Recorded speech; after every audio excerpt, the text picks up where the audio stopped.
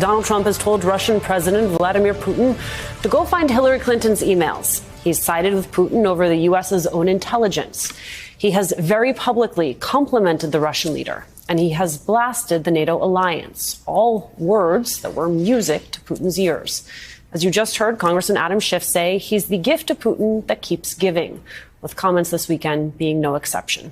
At a rally in South Carolina, Trump brought his NATO attacks to a whole new level, making comments that the White House called appalling and unhinged. Here is the likely GOP presidential candidate over the weekend.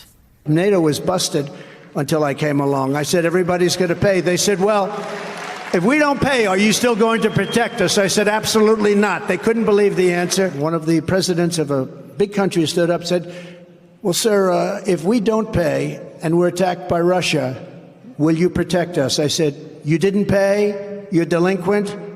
He said, yes, let's say that happened. No, I would not protect you. In fact, I would encourage them to do whatever the hell they want. You got to pay. You got to pay your bills.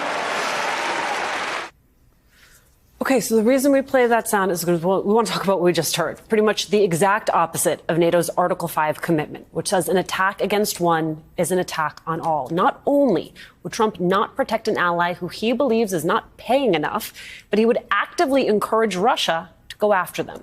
NATO's Secretary General Jens Stoltenberg slammed the former president's comments. Quote, NATO remains ready and able to defend all allies. Any attack on NATO will be met with a united and forceful response.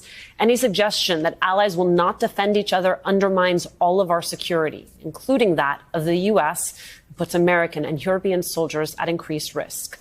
Tom Nichols at The Atlantic writes this about the shockwaves of Trump's comments. Here in the United States, we've become accustomed to treating Trump like an angry child, ignoring his outbursts the way parents ignore a toddler who shouts threats and claims to hate mommy and daddy during tantrums. But other nations do not see an overaged juvenile. They see a man who once held the keys to the U.S. nuclear arsenal and who could once again become the commander-in-chief of the American military. They are watching him because they believe, as they should, that he is telling them exactly what he'll do if he returns to office.